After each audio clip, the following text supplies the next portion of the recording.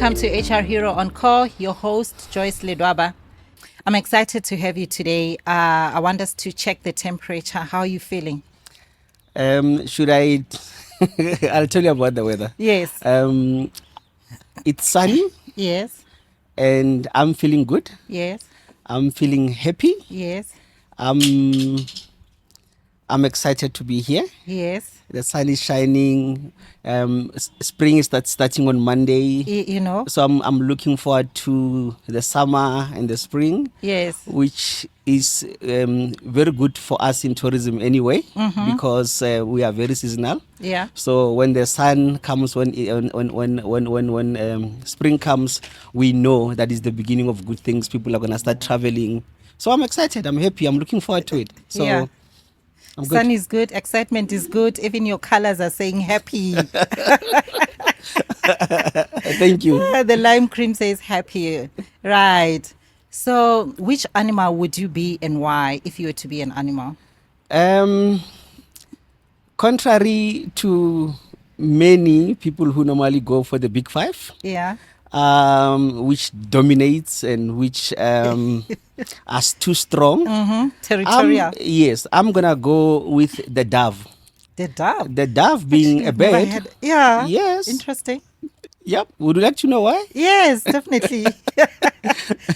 First of all, the dove symbolizes peace, calmness, and harmony.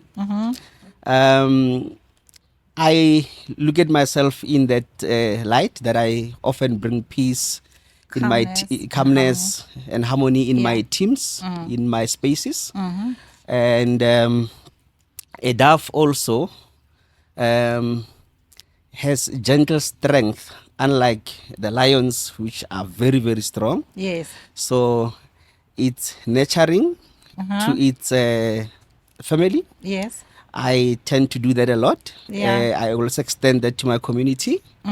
So many people in the world also look at the dove as a symbol of hope. And a symbol of peace. Exactly, and a symbol of peace, Yes. So with the spaces that I'm in, I often bring hope. For example, like, I work with young kids in education. Yes. And we are doing everything to make sure that they prosper. Yes. And we bring them hope. Yes. And hence the dove.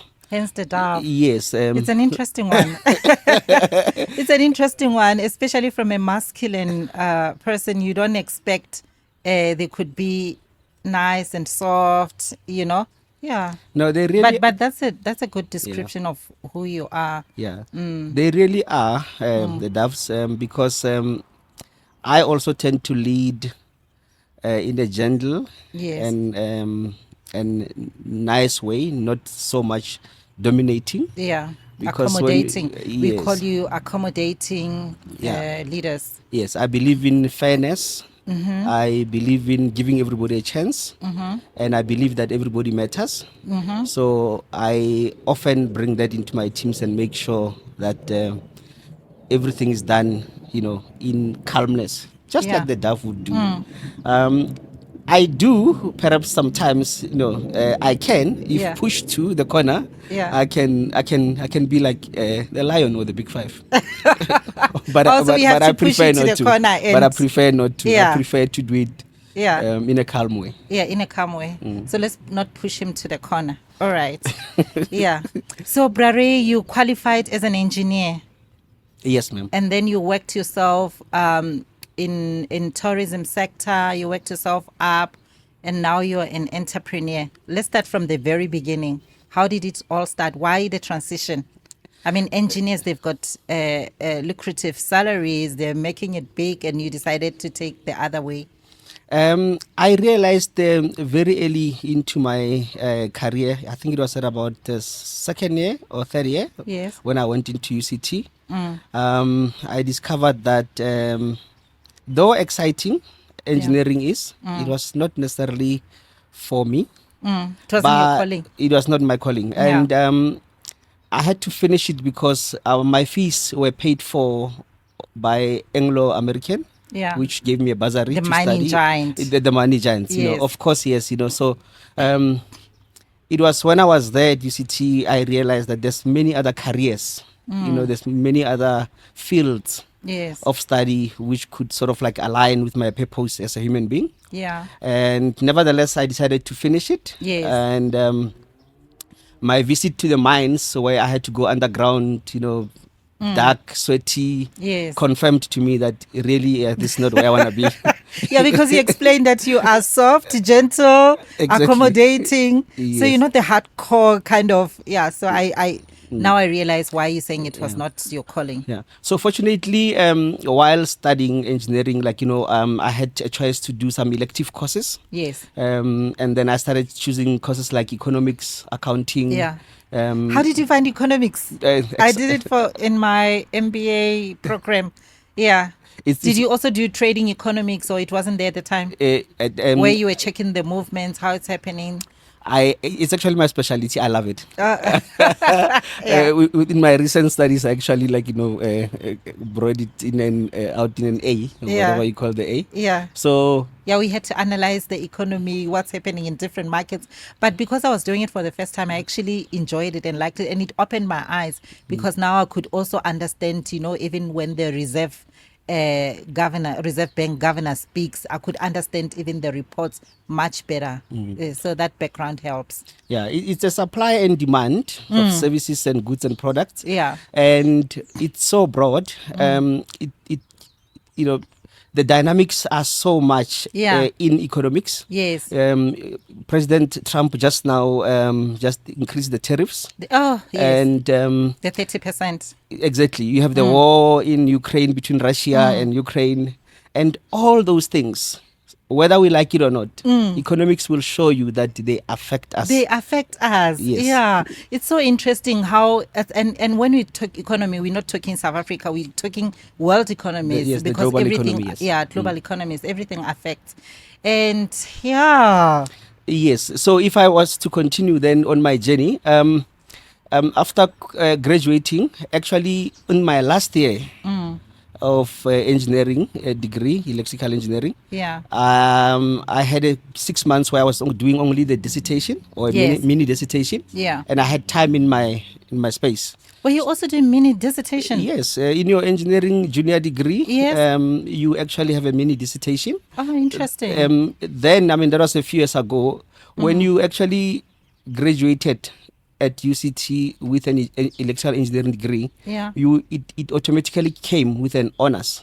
Yeah, because that's like your honors level. There we go. Yeah. Yeah. So it was a 4-year degree. Yeah. Of course, I did it more than 4 years. It was tough. I added a year or two. Yeah. But anyway, in my last year, What matters is that you completed successfully. that's very important. Yes. Yeah. Yeah. You finish what you start. Yes. Yeah. So in my last year, I then saw a notice board at UCT, and it said, "We're looking for a car washer and a driver."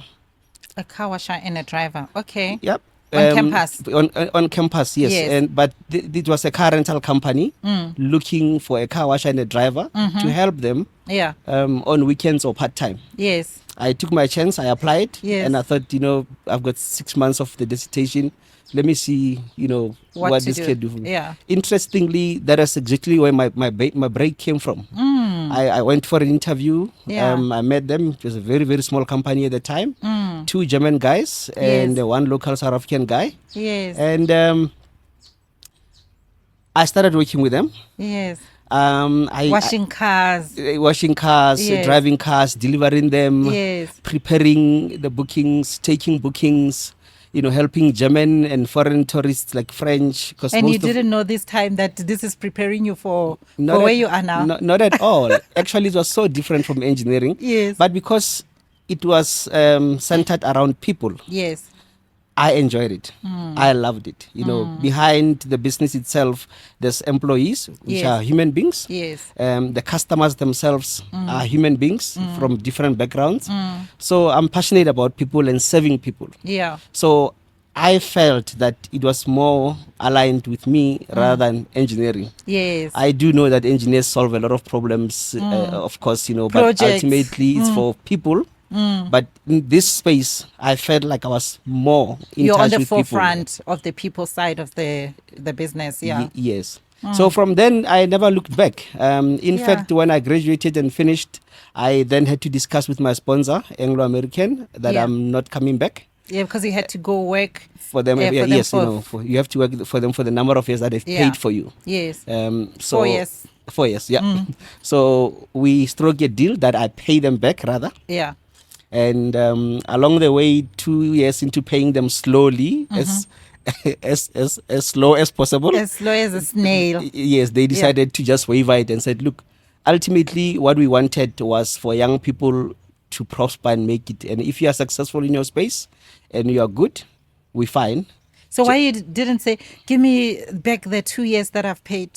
Um, Give me back the money. Well, normally, you can't normally get the can't, refund yeah. back. Yeah. But I didn't mind it because, look, I was not so sure if my parents themselves would have been able to afford the degree itself. Of course, yeah. Even if I didn't want to go for engineering, I'd wanted to go for management or business or any other course.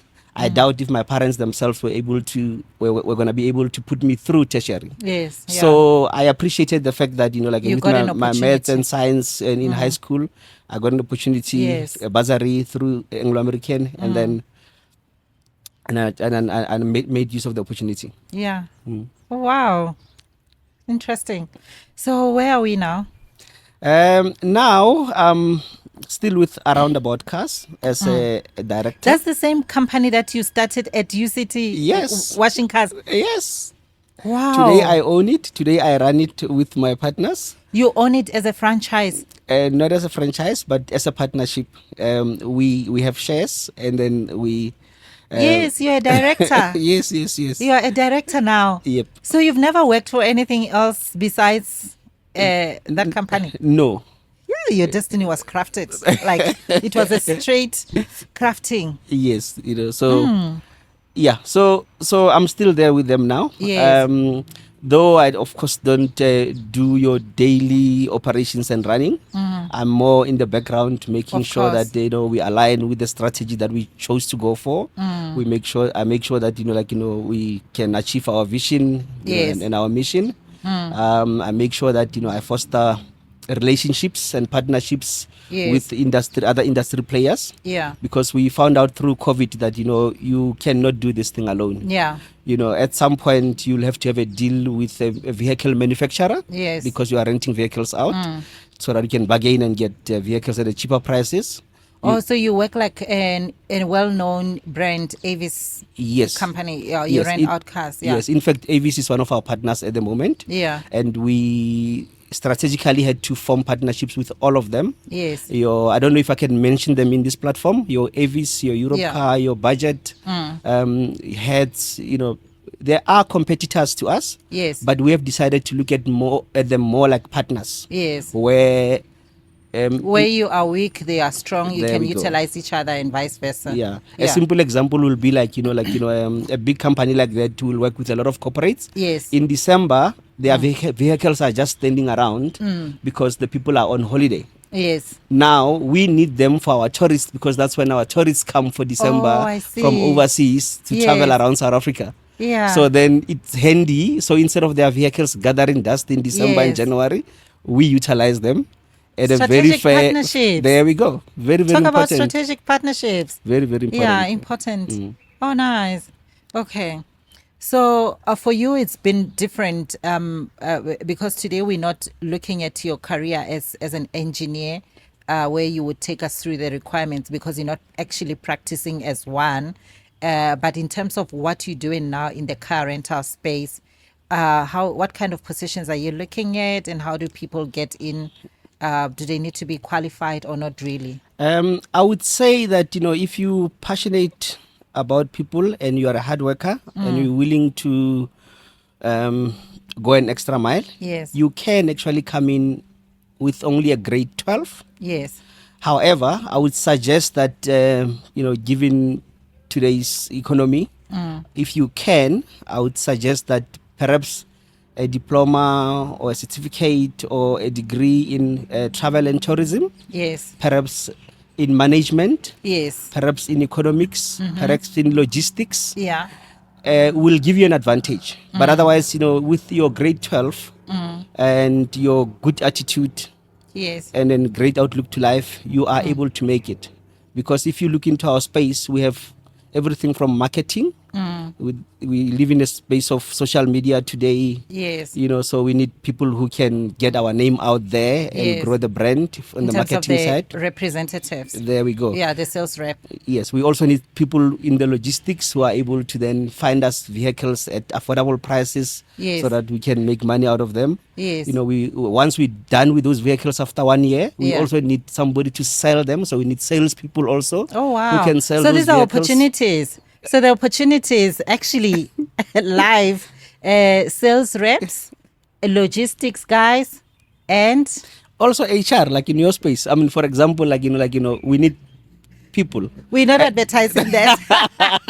And We contracted through my company. Yeah, and Yeah. and strategically so. Yeah. HR is central. It You is. you need human resources. You need Yeah. people who I think that are understanding, qualified. sorry to interject there, but that understanding that HR is the core of every organization. For organization to function properly, they need HR. Not only, it's not about the people only hiring, firing, and policies. I think I always overemphasize that because I think that's what people really think about HR. There is more in terms of strategic growth and adding to the business value. Yes. As well. But I always say HR is like, and I'm not marketing, it's like an engine. There's no car that's gonna, move or go anywhere without engines. If you want to be part of the thriving organization, you need people and culture, HR people. That's true, Yeah. Joy. I agree with you there. Many people make that mistake of excluding HR from the strategic planning. I am the one who believes that HR deserves a seat at the highest Table. decision-making table, because once you understand the strategy and the vision of the company, and you are there, We define the people exactly, strategy. you're actually central to it. Yeah. There we go. We So look at your business strategy and define the people strategy and then say, which direction are we? If you look at it, and I'm saying this as a last thing, 50% of the organization is your people. There we And go. that's people and culture space. That's HR. Yeah. There we go. Otherwise, we're going to end up with people who are mismatched Yes. in their positions and who are not aligned with our visions, Yeah. and it will not work. Yes. Yep. All right.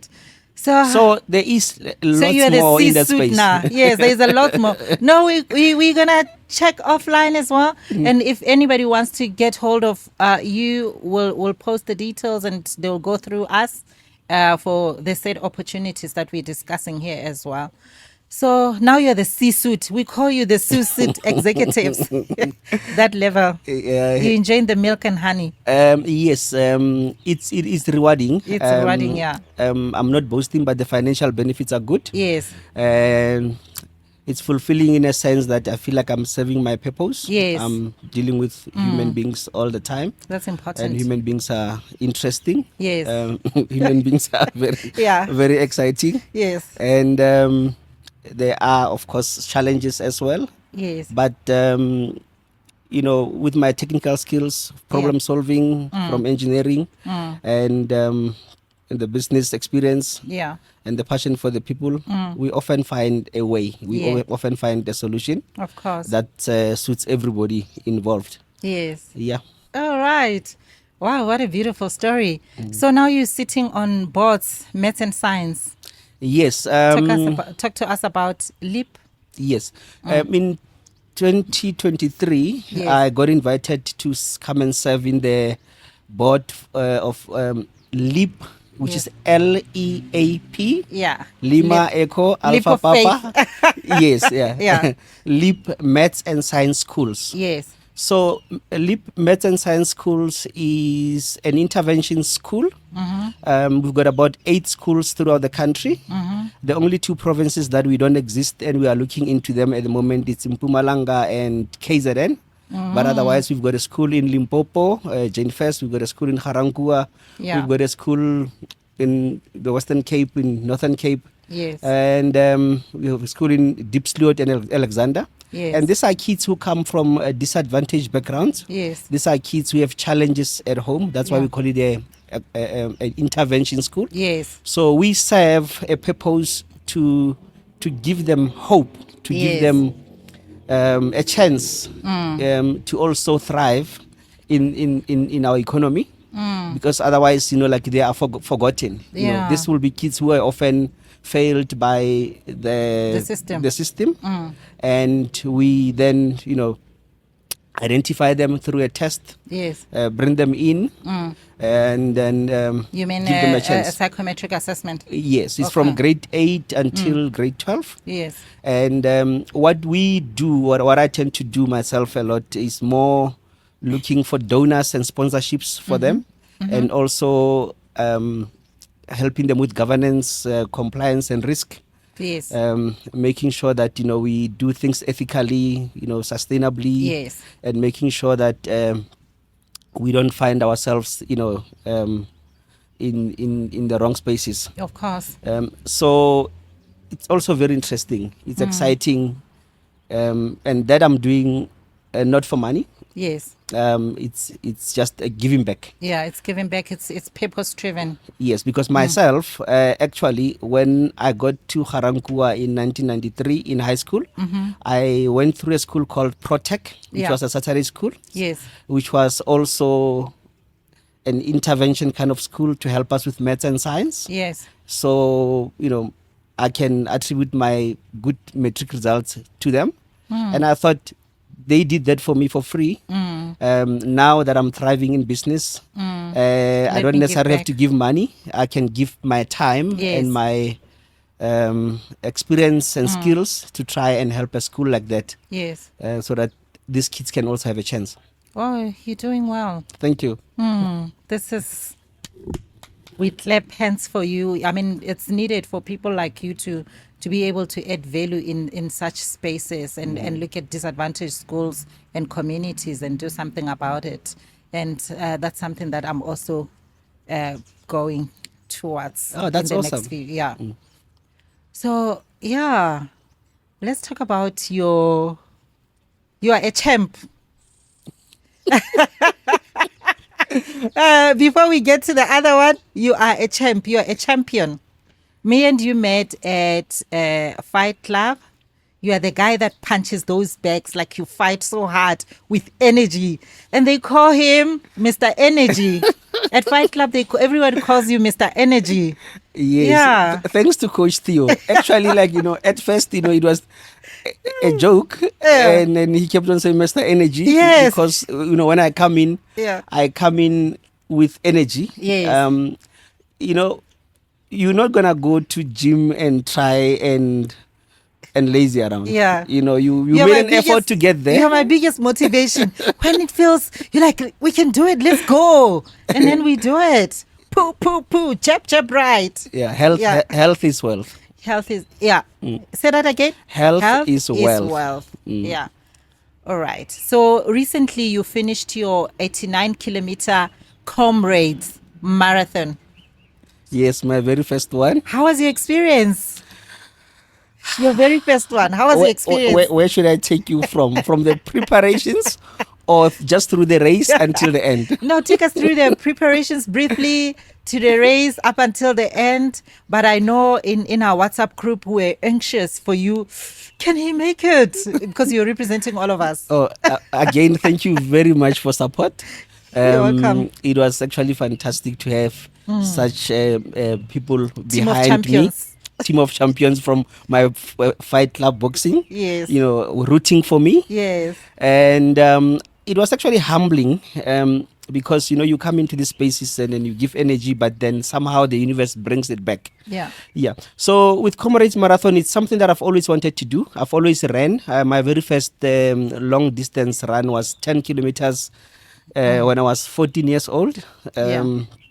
In Buputatswana, Zirath somewhere. Yes. And then when I was at UCT, I did a 21 kilometer. Yes. I was sore and my knees were all But I Yeah. kept on going, and slowly I was able to also do 2 Oceans Marathon at some point in 2012 Yeah. and finish the 56 kilometer. Oh, wow. But so as a runner, or if you want to call yourself a runner, at some point everybody asks you, have you done comrades?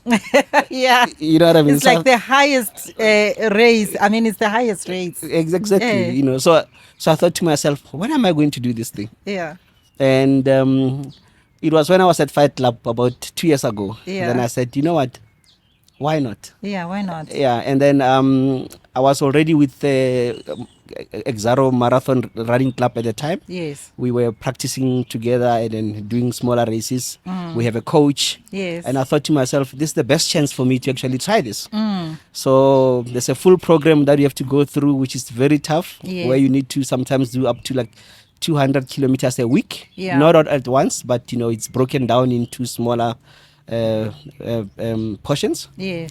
But your diet, you know, you have to think about what you What eat, you eat, what yeah. you bring into your system. You know, lots of liquids, lots of fluids. Yes. Yes, and somehow I believed that I could do it. I Yeah. used Soweto Marathon Yes. to qualify. Yes. You have to do it under 4 hours 20 minutes or so. Yeah. But then it's been extended now that you can qualify with 4 hour 50 minutes for a marathon before you can do your comrades.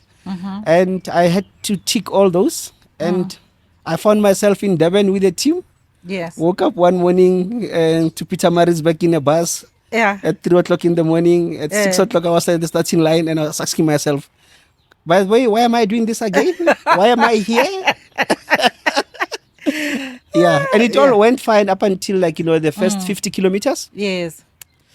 And now it started. After 50 kilometers, you haven't practiced for anything bigger than that. Yeah. It's your first time. You don't know how your body is going to react, the muscles.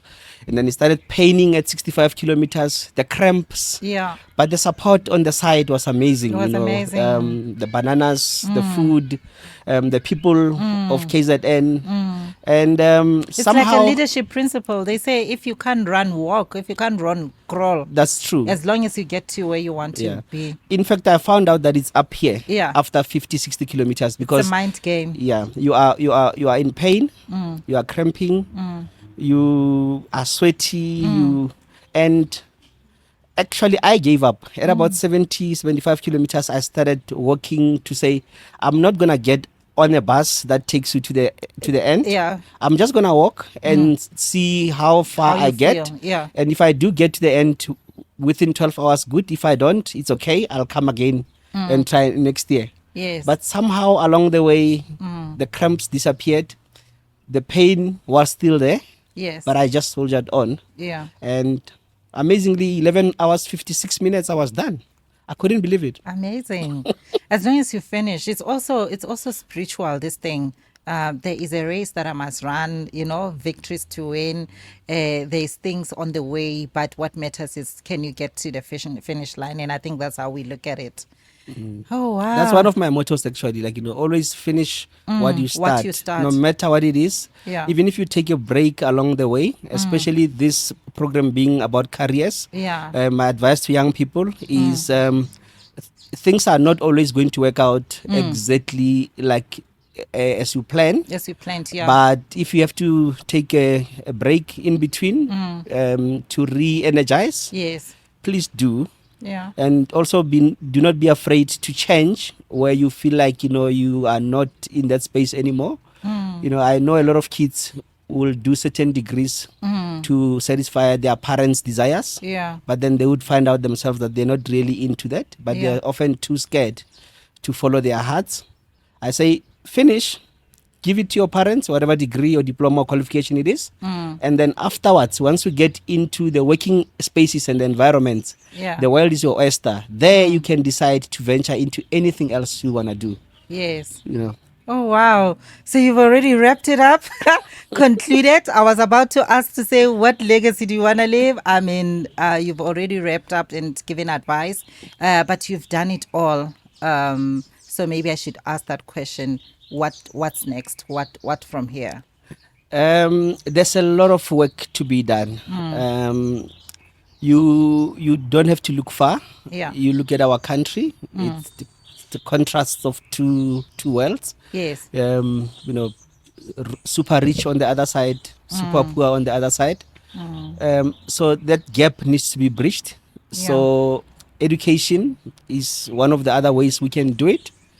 And so I think I will just keep on keeping on until I drop, Yeah. until, you know, every kid in South Africa somehow gets a fair chance to realize their potential. Yes. So there's no stopping, actually. There's no stopping. Um, We keep it moving. yeah, I was also looking at with this MBA thing now that is done. I'm looking into more, perhaps into a doctorate, and Yeah. perhaps into the education space as a professor, more on an advisory role for Yeah. for careers, for kids. For, Yes. and I also realized something about professors and university lecturers. They don't have a retirement age. Have you noticed that?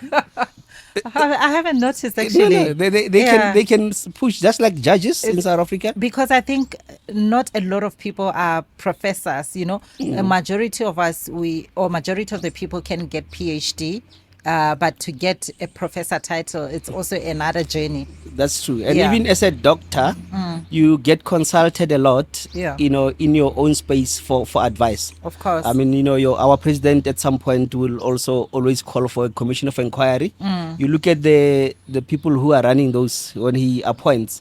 It's doctors in their spaces, Yeah. who are experienced, who are retired. Yes. Retired as in, like, you know, from the formal sector, but they still give in their inputs, they still advise. So that's where I think ultimately I'll end up until I drop, you know, where Yeah. just, you know, offering my services to Yeah. whoever is willing So to there's listen. no stopping. In a nutshell, there's no stopping. There's no stopping at Yeah, all. we keep it moving. Okay. Thank you. Thank you so much for joining the conversation. Thanks again for inviting me, and I hope Yeah. it's valuable to the kids Yes, for their careers. Yes. I hope it's valuable for the parents or whoever is listening. it is. And I really honestly hope that whatever advice we shared will be received accordingly. Thank you. Thank you. That was Brare, very well-rounded, Mr. Energy, and an engineering person that transitioned from engineering to car rentals and now find himself as an executive. So it's rewarding to have a career. You just need to navigate different spaces. So let's be intentional about our development. On to the next. Thank you.